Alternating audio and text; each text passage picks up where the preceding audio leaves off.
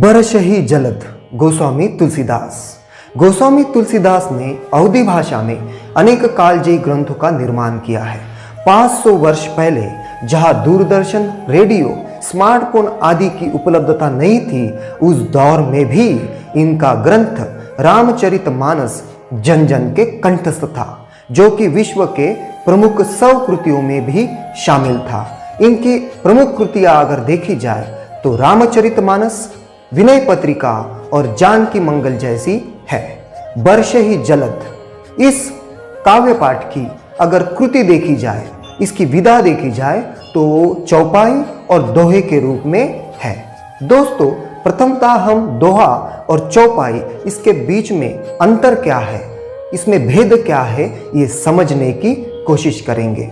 दोस्तों, जहां चौपाई सममात्रिक छंदों का प्रकार है, वही दोहा ये अर्ध सममात्रिक छंदों का एक भेद है।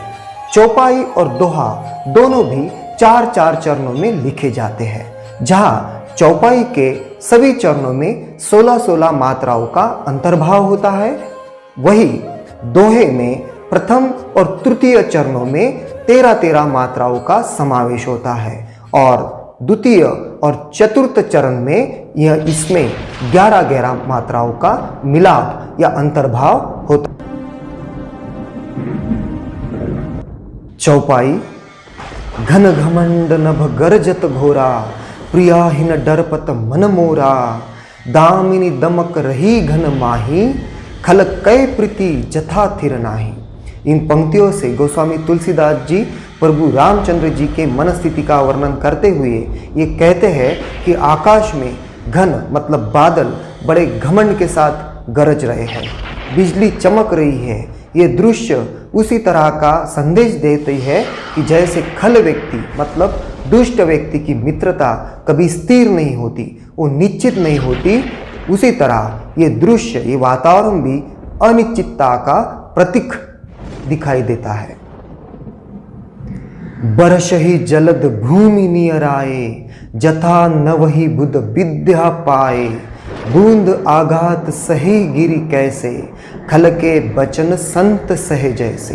इन पंक्तियों से गोस्वामी जी स्पष्ट करते हैं कि बादल पृथ्वी के नजदीक आकर बरसने की कोशिश कर रहे हैं। जिस तरह एखादा ज्ञानी व्यक्ति बड़ा विनम्र होता है, दूसरे के नजदीक जाने की कोशिश करता है, बड़े शांत भाव से रहने की कोशिश करता है, उसी तरह वर्षा ऋतु में एक एक बूंद की मार जिस तरह गिरी अर्थात पर्वत सहता है, उसी तरह संत व्यक्ति, ज्ञानी व्यक्ति खल के मतलब दुष्ट व्यक्ति के वचन, एक एक पंक्तियां, एक एक शब्द बड़े निस्वार्थ भाव से, बड़े शांत भाव से सहने की कोशिश करता है। शुद्र नदी भरी चली तोहराई, जस थोरे हु धन खल इतराई, भूमि परत भा ढाबर पानी, जनु जीवही माया लपटानी। जिस तरह पूरे वर्ष में एखादे छोटे नदी में वर्षा की बूंद नहीं होती, पानी की एक बूंद नहीं होती, लेकिन वही नदी जब वर्षा ऋतु में पानी से ओत-पोत भरती है तो अपनी सीमाएं लांघने की कोशिश करती है, अपनी मर्यादाओं को तोड़कर बहने की कोशिश करती है। ठीक उसी तरह एखादा साधारण व्यक्ति अति संपत्ति पाने से अपनी मर्यादाओं को भूलने की कोशिश करता है, वो घमंड के साथ व्यवहार करने की कोशिश करता है। उसी तरह वर्षा ऋतु में जो वर्षा की बूंदें होती है, जो स्वच्छ पानी को भी मटमैला करती है, उसे अस्वच्छ करती है, उसी तरह ये संपत्ति की माया, अभिलाषाएं, मोह, मत्सर आदि विकार व्यक्ति को मटमैला करती है, उसके मन को अस्थिर बनाने की कोशिश करती है। समिति समिति जल भरहि तलावा, जिमी सद्गुण सज्जन पहि आवा, सरिता जल जलनिधि महु जाई, होई अचल जिमी जीवी हरि पाई। अर्थात इन पंक्तियों से गोस्वामी तुलसीदास स्पष्ट करते हैं कि जिस तरह वर्षा ऋतु में एक एक बूंद से तालाब की निर्मित होती है, उसी तरह एक एक सद्गुण से सज्जन व्यक्ति के ज्ञान में वृद्धि होती है, वो अधिक संपन्न होता है।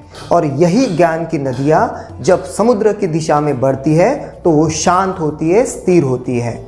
जैसे कि उन्होंने हरि की प्राप्ति की हो, जैसे कि उन्होंने भगवान को प्राप्त कर लिया हो। हरित भूमि तृण संकुल समुझी परहि नहीं पंथ, जीमी पाखंड विवाद ते लुप्त होई सदग्रंथ। इन पंक्तियों से गोस्वामी तुलसीदास स्पष्ट करते हैं कि धरा मतलब धरती वर्षा ऋतु में पूर्ण तरह से घास से भरी हुई है, जिस कारण पथ, रास्ते या पगडंडियां लुप्त हो गई है। ठीक उसी समान जैसे पाखंडी लोगों का समुदाय, पाखंडी लोगों का फैलाव यदि ज़्यादा तौर पर हो जाए तो सद्ग्रंथ, सद्विचारों का विनाश होता है।